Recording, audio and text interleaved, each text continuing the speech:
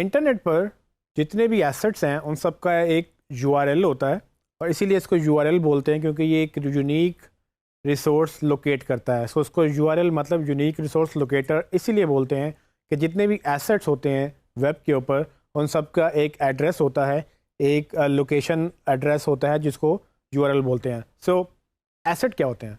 Asset basically आपकी web पे कोई भी फाइल, कोई भी इमेज, कोई भी बुक या कोई भी पेज, ये सब एसेट्स कहलाते हैं टेक्निकल ज़ुबान में। तो इनको एक्सेस करने के लिए ब्राउज़र्स को एड्रेसेस चाहिए होते हैं जो कि यूआरएल कहलाते हैं, और हर एक चीज़ का एक एड्रेस होता है। जो आपका पेज है, जो आपका इमेज है, जो आपकी फ़ाइल है, जो भी आप अपलोड करेंगे इंटरनेट के ऊपर उसका एक एड्रेस जनरेट होगा।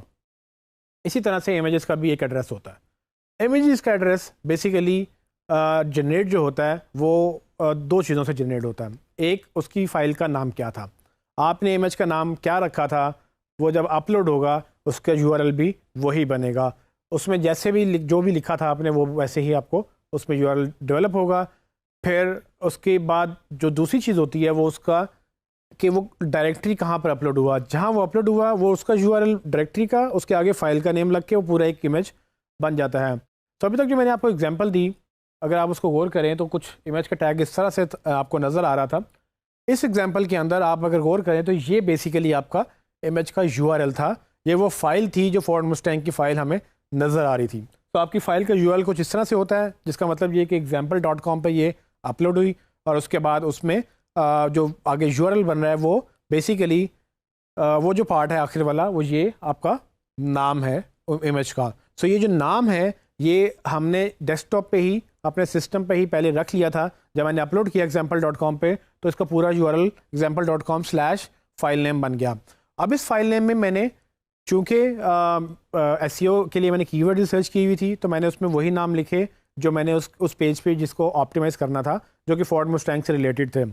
आप इमेजिन करें कि अगर मैं फ़ाइल नेम ना रखूं, या हम जो भी फ़ाइल नेम रखते हैं अगर वो कैमरा जो हम यूज़ करते हैं उसके मुताबिक रखें तो कुछ आपको इस तरह से फ़ाइल नेम जनरेट होते हैं।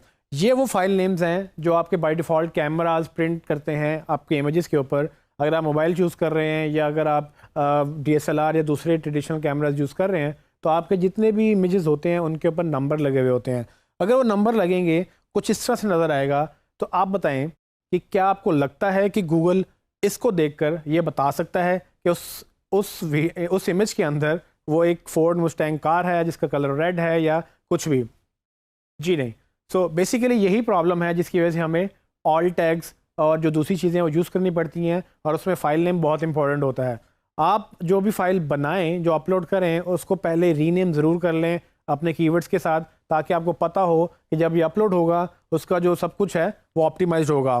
सो फॉर एग्जांपल इस पूरे फोर्ड मुस्टैंग के इस टैग में मैं अब आपको बताऊं तो ये तकरीबन पूरा ऑप्टिमाइज्ड है, जिसमें ना सिर्फ उसका टाइटल, उसका ऑल टैग, उसका कैप्शन और उसकी जो बाकी चीज़ें ऑप्टिमाइज्ड हैं, बल्कि उसका फ़ाइल का नेम भी ऑप्टिमाइज है, जिसकी वजह से उसका यूआरएल भी उसी कीवर्ड के अराउंड है जो हमने रिसर्च किए थे। सो अगर आपने किसी भी इमेज को एसईओ करना हो तो आपको ये सारी चीज़ें देखनी पड़ेंगी कि कैसे आपने सब चीज़ों को ऑप्टिमाइज़ करना है। अगर आप ये नहीं करेंगे तो इमेज की एसईओ अच्छी नहीं होगी, और अगेन आपको यही मसला बार बार पेश आएगा कि आपका इमेज रैंक नहीं करेगा। तो अगर आप अपने इमेज को एक एक करके ऐसे ऑप्टिमाइज़ करते चले जाएँ तो अल्टीमेटली जब आपकी वेबसाइट बहुत बड़ी होती चली जाएगी आपको ये टेंशन नहीं होगी कि मैंने सारे इमेजेस दोबारा से करने हैं। सो आपके इमेजेस ऑलरेडी ऑप्टिमाइज्ड होंगे।